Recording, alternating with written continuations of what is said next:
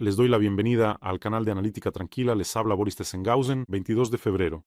Hoy tendremos un episodio cargado. En este episodio, un bombardeo masivo sobre Ucrania. Esta vez el Kremlin también atacó una fábrica estadounidense. El colapso petrolero de Orbán. El primer ministro húngaro simplemente se descontroló. Llama a los líderes europeos Hitlers. Bloquea el 20º paquete de sanciones. En general, lo está pasando realmente mal.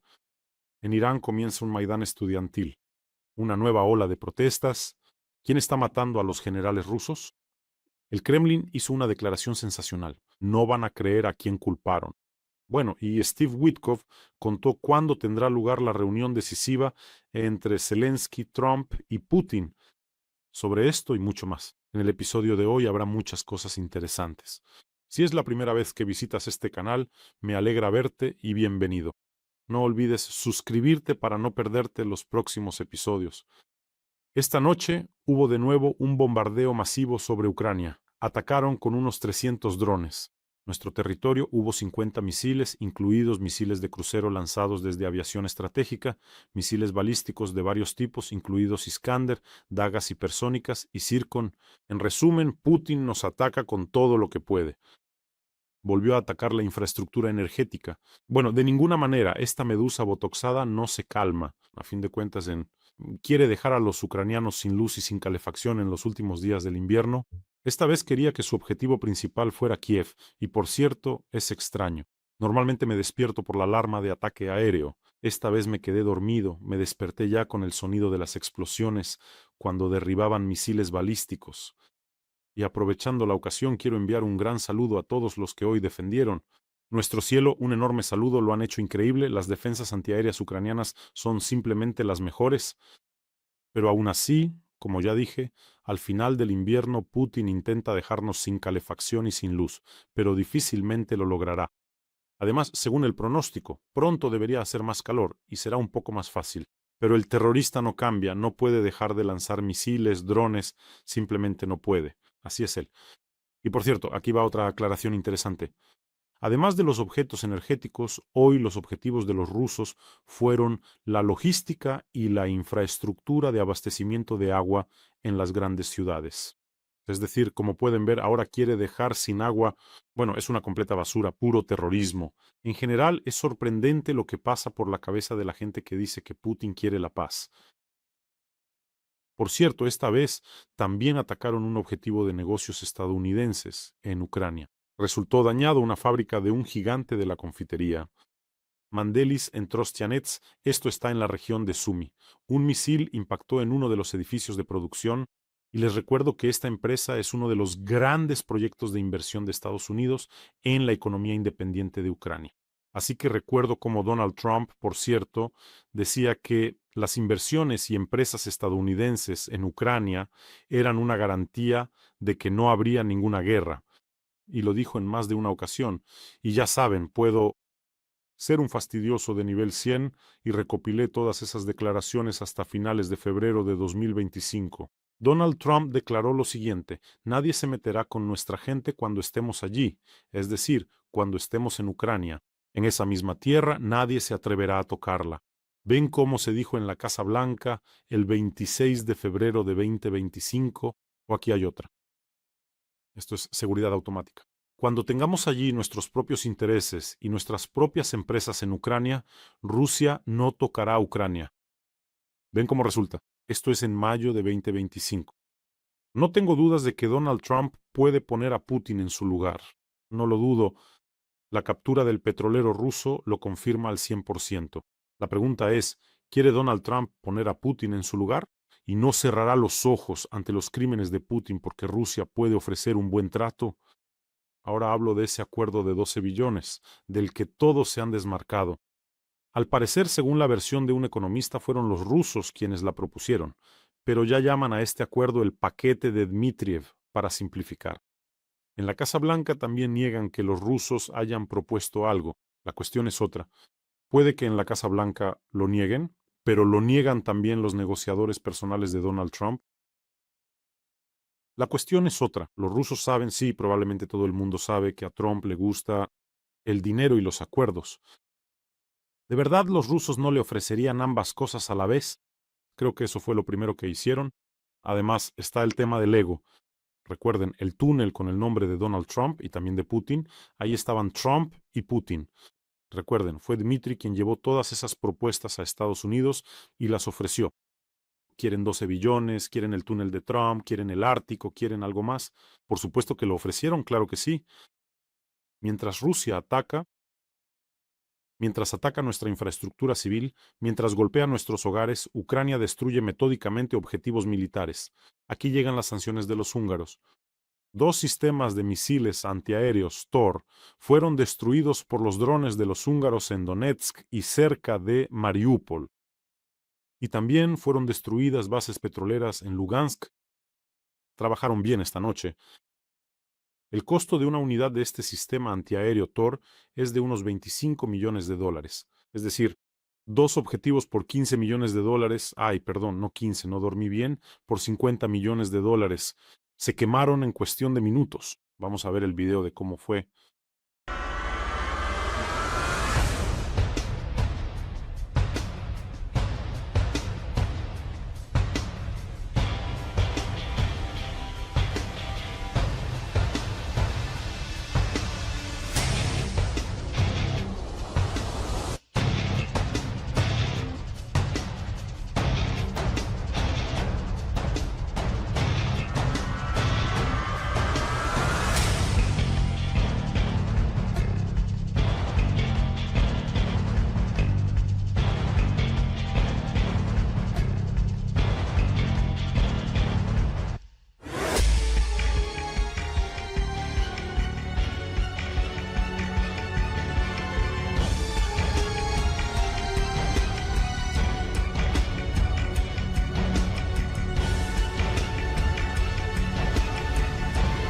¡Zas! Y Putin ya no tiene 50 millones. Aquí la cuestión no es el dinero. La cuestión es que en algún lugar hay que... Ahora es mucho más difícil conseguir las piezas que están bajo sanciones. La mayoría de los misiles dirigidos contra nuestra infraestructura energética fueron derribados anoche. Es decir, en general, la resistencia que ofrece Ucrania es una auténtica hazaña, y en cada número tenemos una reunión importante para las fuerzas de defensa. Esta cuestión no es una excepción, seguimos coleccionando. Sobre el dron Matrix 4T para la unidad de sistemas no tripulados de la Brigada Presidencial Independiente Bodan Khmelnytsky. Ahora están luchando en uno de los frentes más calientes, de los más difíciles. Y los combatientes les han grabado un mensaje. Por favor, escúchenlo. Ситуація на фронті залишається вкрай напруженою, а інтенсивність бойових дій вимагає від окремої президентської бригади постійної технологічної переваги над ворогом. Для ефективного виявлення цілей та збереження життів наших бійців ми звертаємося до Бориса Тізенгаузена та його спільноти з проханням допомогти у придбанні таких дронів Матріс 4T. Ці пташки з потужним тепловізором є очима підрозділу, дозволяючи нищити ворога в повній темряві. Але, на жаль, вже і вони витратний матеріал в сьогоднішній війні, який треба поповнювати постійно. Кожен внесок від вашої аудиторії на такі дрони – це пряма інвестиція в нашу спільну перемогу та зміцнення оборони України. Ayudemos a nuestros soldados. Vean los milagros que están logrando. 50 millones de rublos simplemente se queman de una vez en Putin. El enlace para donar está en la descripción de este video. Allí hay Mono, Private y PayPal para quienes quieran ayudar desde el extranjero. Y en cada episodio les doy las gracias personalmente. De mi parte y de parte de cientos y cientos de soldados a los que ya han ayudado. Juntos somos una gran fuerza. Recuerden esto y muchísimas gracias. Bueno, y ahora pasemos a las fuerzas oscuras. Yo diría incluso a unas fuerzas medio oscuras. Orbán respondió a Kaya Kallas, quien espera la victoria de Ucrania en la guerra contra Rusia. ¿Y saben qué le respondió Orbán? Napoleón y Hitler ya intentaron hacerlo, y ahora, si entiendo bien, él quiere hacerlo también. Kaya Kallas. Soy el himno del efectivo, ¿verdad? Así se llama Le Pen. A eso se le llama extracción de petróleo, el hecho de que este Blackmouth ahora esté empezando a croar allí.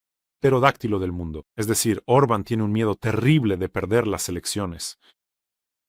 Para poder ganarlas necesita de nuevo el petróleo ruso. Y aquí, fíjense, Ucrania y además la Unión Europea contra Rusia, Orbán ya hace tiempo que estaría lamiendo los zapatos de Putin sin vergüenza alguna.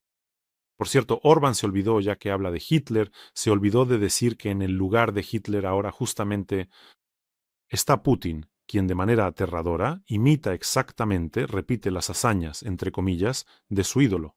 Hazañas, por supuesto, entre comillas.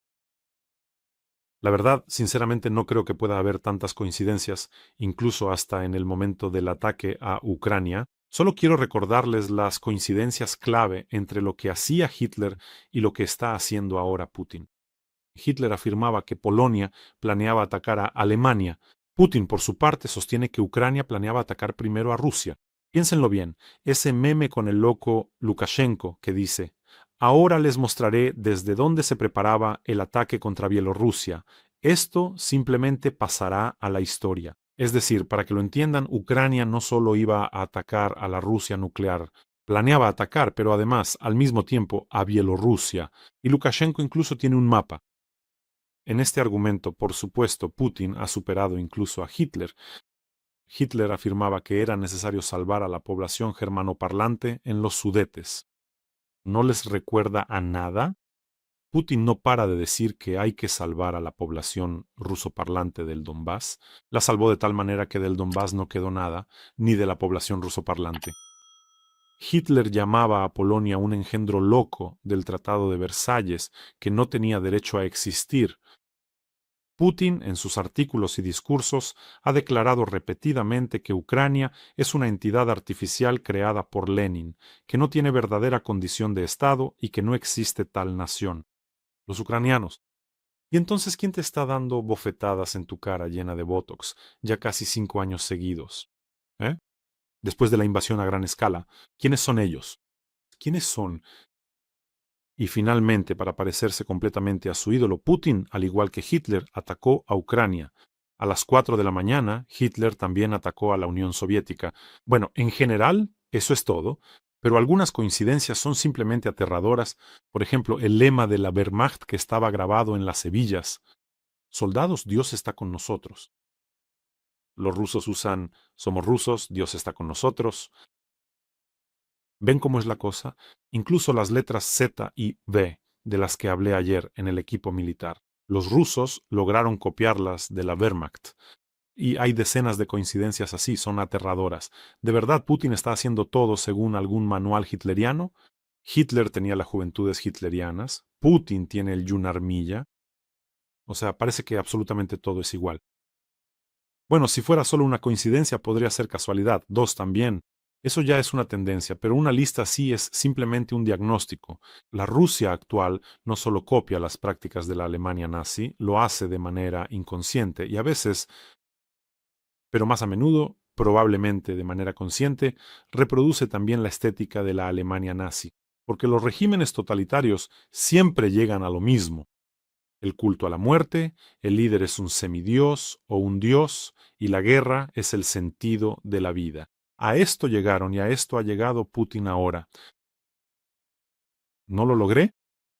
En cuanto a Orbán, creo que si hubiera gobernado Hungría en 1939, habría sido el primero en arrodillarse ante Hitler, reverenciar.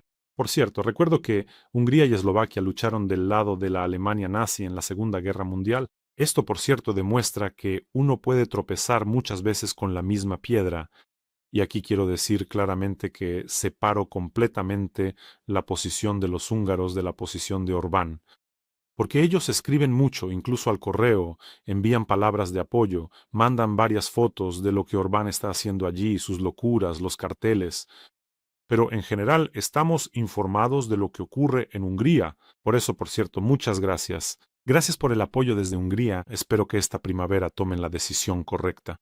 Y el baboso del Danubio saldrá volando de una patada hacia allá, junto con los demás dictadores, al refugio en las afueras de Moscú. Y Hungría, en la reunión de mañana del Consejo de la Unión Europea, bloqueará el 20º paquete de sanciones contra Rusia. Así lo informó el ministro de Asuntos Exteriores de Hungría, Péter Szijjártó. No lo dudábamos. Y miren qué momento tan interesante. Según Sijarto, Budapest no permitirá que se tomen decisiones importantes para Kiev hasta que Ucrania no reanude el tránsito de petróleo hacia Hungría y Eslovaquia a través del oleoducto Druzhba. Empecemos por lo siguiente. Empecemos por el hecho de que este no es el paquete más importante para Ucrania, es el paquete más importante para la Unión Europea, de la cual Hungría es miembro. ¿Y qué dirán ahora en la Unión Europea sobre este bloqueo otra vez? El intento de escudarse en Ucrania, diciendo que todo es por el petróleo, Orbán bloquea cada vez el paquete contra Rusia, cada vez y cada vez bloquea la ayuda a Ucrania. Incluso cuando recibía petróleo, él de todas formas. Para entender las verdaderas intenciones de Orbán, basta con hacer una pregunta sencilla. A ese mismo Sijarto, ¿y cómo justificaron o justifican la exigencia de excluir al patriarca Kirill y a los oligarcas rusos de las listas de sanciones?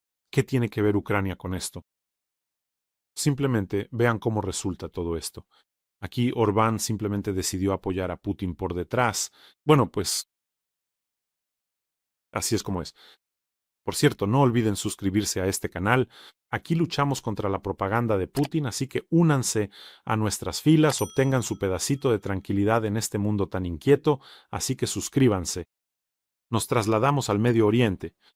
Irán ha reconocido a las fuerzas aéreas y navales de los países miembros de la UE como organizaciones terroristas. ¿Se lo pueden imaginar? Bueno, esto lo hicieron en respuesta, un poco antes el Consejo de la Unión Europea oficialmente incluyó al Cuerpo de la Guardia Revolucionaria Islámica en la lista de organizaciones terroristas. Aquí hay un punto interesante. ¿Qué significa esto en la práctica? Es decir, esto es un golpe muy serio para el Cuerpo de la Guardia Revolucionaria Islámica, que, les recuerdo, es de hecho la base del régimen de los ayatolás. El Cuerpo de la Guardia Revolucionaria Islámica no es solo un ejército, es un conglomerado empresarial gigantesco. Controlan una enorme cantidad de diversos activos y sectores en la economía, telecomunicaciones, construcción, petróleo y así sucesivamente, en algunas industrias hasta el 50%. Ahora, a cualquier empresa europea le está prohibido tener tratos con ellos. Esto supone un estrangulamiento significativo de la economía iraní, aunque creo que desde hace mucho tiempo todas las empresas sensatas ya han dejado de trabajar con ellos. Y aquí, probablemente, no solo yo me pregunto, ¿por qué no se puede reconocer también a Rusia y a sus fuerzas armadas como terroristas? Aquí está el cuerpo. Se ha reconocido a la Guardia Revolucionaria Islámica y ¿por qué no a Rusia? Le pregunté a un conocido mío que entiende del tema y él me explicó lo siguiente. Hay dos razones para esto. La primera es jurídica y burocrática. La Guardia Revolucionaria Islámica es un ejército irregular. Ellos tienen un ejército regular. Se llama Artesh, mientras que las Fuerzas Armadas de la Federación Rusa son las Fuerzas Armadas oficiales de un Estado reconocido por la ONU. Es decir, en el derecho internacional no existe un mecanismo para reconocer al ejército regular de todo un país como una organización terrorista. El Estado puede ser reconocido como patrocinador del terrorismo, pero el ejército no. Pero tú y yo sabemos que si realmente lo deseas puedes hacer mucho, incluso para asestar un golpe, por ejemplo, a un régimen dictatorial. Poder, poder, ¿lo has visto? Lo vimos. En este caso hay una segunda razón principal, vamos a llamarla miedo diplomático. Seamos más duros, miedo. Bueno, no quise usar la palabra coño aquí. Ah, ya lo he usado. Bueno, Rusia es un estado nuclear. Muchos temen que Putin decida repentinamente usar armas nucleares. Bueno, Putin al menos se presenta como un matón agresivo y fascista, pero tengo la sensación de que él teme mucho más por su propia vida, por los suyos, por estos cobardes, quizás probablemente solo por su propia vida, más que por la Federación Rusa. Por eso, precisamente por eso, no va a usar armas nucleares porque entiende que entonces la amenaza a su miserable y calva vida será inminente. Y bueno, si analizamos con más detalle esta segunda razón relacionada con el dinero, ahí hay muchas cosas interesantes. Es decir, si en Estados Unidos se utiliza la formulación de patrocinador del terrorismo, si se aplica, entonces después viene la trampa de las sanciones secundarias. O sea, se imponen sanciones no solo a Rusia, si se reconoce a Rusia como patrocinador del terrorismo, sino también a cualquiera que comercie con ella. Digámoslo directamente, ahora en Europa probablemente no haya prácticamente ningún país que de una forma u otra no comercie con Rusia. También están los Estados Unidos, también está China, es decir, EU. Entonces, ¿en qué consiste la trampa de las sanciones secundarias? Entonces, Estados Unidos estaría obligado a imponer sanciones a la India, a China, a todos los que comercian con la Federación Rusa. Washington no está preparado para declarar una guerra económica global de ese tipo a la mitad del mundo solo para castigar a Rusia. Es decir, eligen sanciones selectivas para no enemistarse definitivamente con la India y China. Es una elección entre la justicia y el comercio. Hagámoslo así. Sin embargo, Polonia, Lituania, Letonia, Estonia, a nivel parlamentario, reconocieron a Rusia como un Estado que apoya el terrorismo, es decir, hasta el momento, y por eso les estamos muy, muy agradecidos enormemente. En general, quienes limitan con la Federación Rusa son mucho más decididos. Creo que lo habrán notado. Y aquellos que están más lejos, muy lejos de las fronteras, son de alguna manera menos decididos, detrás de un gran y hermoso océano. En este momento, en la lista de estados patrocinadores del terrorismo hay 4 países. Irán, Siria. Se refiere al régimen de Assad, Corea del Norte y Cuba. Entonces, ¿qué opinan ustedes? ¿Quién ha causado más maldad? ¿El régimen en Cuba o Putin, quien desató la guerra más sangrienta en Europa en los últimos 80 años y mató a cientos de miles de personas? Pero Cuba es un estado patrocinador del terrorismo y Rusia no. Incluso Kim Jong-un, al lado de Putin, parece simplemente un chiquillo con una resortera. Él no fue a la guerra contra Corea del Sur, solo amenaza con misiles, lanza algunos al mar, pero no pasó de ahí.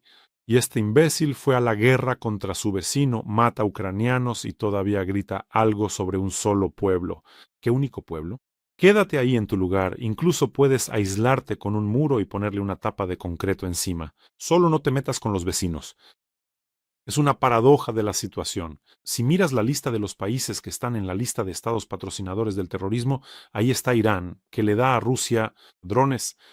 Corea del Norte le da proyectiles, le da soldados, Cuba le da mercenarios a Rusia, es decir, en esencia, Rusia es el jefe de este club de patrocinadores del terrorismo, el jefe del club de terroristas. Ella no es solo una participante, es la presidenta de la junta directiva de un movimiento terrorista. Ella unió a todos estos marginados del planeta y utilizó sus recursos.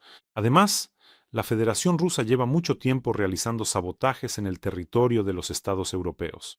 Pero en la lista, no, porque Corea del Norte y Cuba pueden ser eliminadas económicamente con facilidad, pero Rusia es aterradora y costosa. Esto se llama hipocresía, pero creo que todos llegarán a esto, porque hoy mismo hice paralelismos entre la Alemania nazi y la Rusia de Putin. ¿Y qué pasó entonces con Hitler cuando Europa decidió aplicar la política de apaciguamiento con él? ¿Se apaciguó o fue más allá? Aquí también hay que sacar conclusiones. Putin sin duda va a imitar al suyo, a ese ídolo, así que se romperá los dientes contra Ucrania, pero probablemente pensará que le será más fácil asustar a otro país. Así que aprovechen la oportunidad ahora, queridos socios europeos, aprovechen la oportunidad. Tienen una oportunidad única de destruir el complejo militar industrial ruso con las manos de Ucrania. No son ustedes quienes necesitan misiles de largo y medio alcance. Entréguenlos aquí, y entonces nada les llegará a ustedes, ni drones, ni nada. Y puede que ya ni siquiera exista esa Rusia. Ucrania simplemente la destrozará si ustedes entregan las armas necesarias. Y otra declaración más del jefe del Ministerio de Asuntos Exteriores de Hungría, Szijjártó. Él declaró que, al parecer, Hungría ya no detendrá el suministro de electricidad a Ucrania. Según él, esto no sucederá. ¿Saben por qué razón? Para no crear problemas a los húngaros étnicos que viven en el oeste de Ucrania. Bueno, pues antes de esto, Orbán decía que les bloquearía todo. O sea que Orbán entonces no pensó en los húngaros étnicos que viven en el oeste de Ucrania. Ayer mismo, Orbán, en una reunión con activistas de su partido, y antes de eso, en varias ocasiones, decía que cortarían la electricidad. El jefe de gabinete del primer ministro de Hungría, Gergely Gulyás, también declaró que Budapest está considerando la posibilidad de detener las exportaciones. ¿Eso es todo? O sea, antes no lo pensaban y ahora decidieron pensarlo. Y por cierto, tampoco pensaron en eso cuando bloqueaban la ayuda militar a Ucrania, en que eso también podría poner en peligro a los húngaros que viven en el oeste de Ucrania. Rusia ataca tanto el este de Ucrania como el centro y el oeste. Es decir, cuando Orbán bloquea la ayuda a Ucrania, incluidas las compras de misiles de defensa antiaérea, pone en peligro a los húngaros que viven en Ucrania. ¿Ve cómo son las cosas? El primer día del nuevo semestre académico en Irán, estudiantes de varias universidades salieron a protestar. Según informa Financial Times, los estudiantes de universidades prestigiosas, como la Universidad Tecnológica Amir Kabir y la Universidad Tecnológica Sharif, se reunieron en los campus coreando consignas incluso contra el líder supremo de Irán, Ali Khamenei. Escuchen, son personas valientes y fuertes. Los matan, los fusilan, los encarcelan, y aún así salieron a corear consignas, incluso exigieron la liberación de sus compañeros detenidos en enero, muchos de los cuales podrían no salir nunca de prisión. Personas valientes y fuertes. Recuerdo nuestro Maidán, que también comenzó, de hecho, con la golpiza a estudiantes. Los estudiantes son la fuerza motriz de la revolución. Creo que Yanukovych ni siquiera podía imaginarlo. Que, teniendo el poder absoluto en el país y el control total sobre los servicios secretos y las fuerzas de seguridad, terminaría huyendo a Rostov, tan rápido que ni se le veían los talones huyendo de aquí. Y ahora Ayatolá piensa que todo está bajo control. Bueno, en el peor de los casos, a todos los fusilarán. No, ellos no entienden qué clase de fuerza es esta. Por eso, me parece que estos chicos y chicas jóvenes que salieron a protestar, sabiendo que podrían ser ejecutados por ello, esa es realmente la fuerza que hará estallar Irán desde dentro. Pero también se necesita ayuda desde fuera. O entonces no prometan ayuda. Eso es lo que pienso. Y aquí está la guinda del pastel. No sé, tal vez sobre un eclair de sandía. La noticia de este episodio. Los autores intelectuales del atentado contra el general ruso Alexiev son los servicios secretos de Ucrania. Pero también se ve una pista británica, declaró el jefe del FSB, Bornikov. ¿Qué pista ves ahí? ¿Veo una pista británica? ¿Qué es eso siquiera? ¿Cómo es posible, por cierto, que en Rusia siempre los británicos y los ucranianos sean los culpables de todo, pero los autores de los atentados más grandes resultan ser el propio FSB? ¿Quién está en casa? ¿Quién hacía explotar cosas con los rusos a finales de los 90 cuando llevaban a Putin al poder?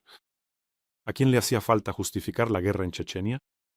Por eso, si los Bortnikov, si uno sigue la pista, lo lleva directamente al Kremlin, me refiero a los grandes atentados. Ese monstruo, el general Alexeyev, por supuesto, se lo ha ganado. Insiste en ir al concierto de Kobzon, pero todavía no logra irse para allá. ¿Cómo es que ellos determinan constantemente la pista británica o ucraniana?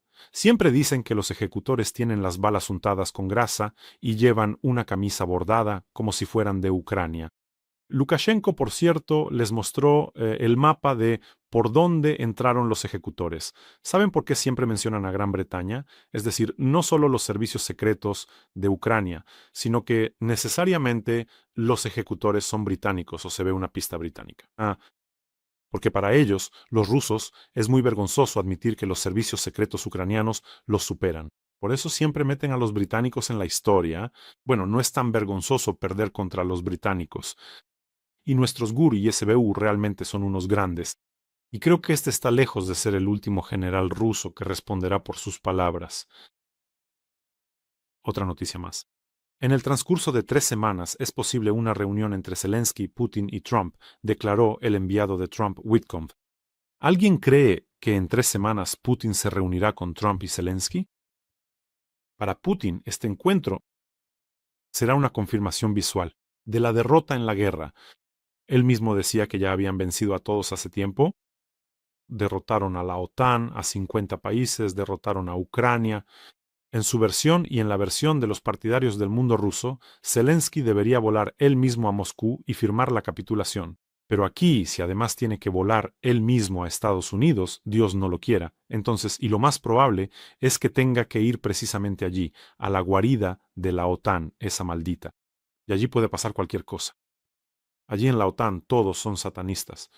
En resumen, Putin hará todo lo posible para que esa reunión no ocurra. Es decir, en el peor de los casos, reunirse con Trump, resolver algo allí, y luego Trump le transmitirá a Ucrania las condiciones de Putin. Pero reunirse así sería una confirmación de la derrota de la Federación Rusa en esta guerra. Y además, el árbitro serían los Estados Unidos, el principal enemigo hasta hace poco. ¿De verdad?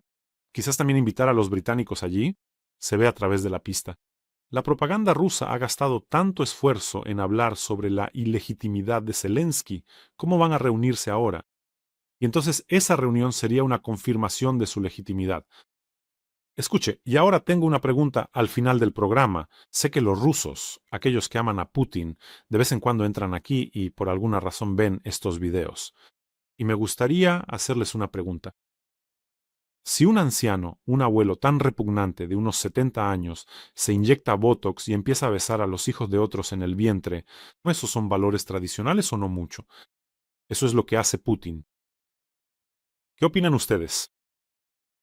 Bueno, y ustedes, amigos, cuídense, cuiden a sus seres queridos. Suscríbanse a este canal, no lo olviden. Y les pido mucho, ayudemos a nuestros soldados. El enlace para donar está en la descripción de este video. Que tengan todos un día tranquilo y gloria a Ucrania.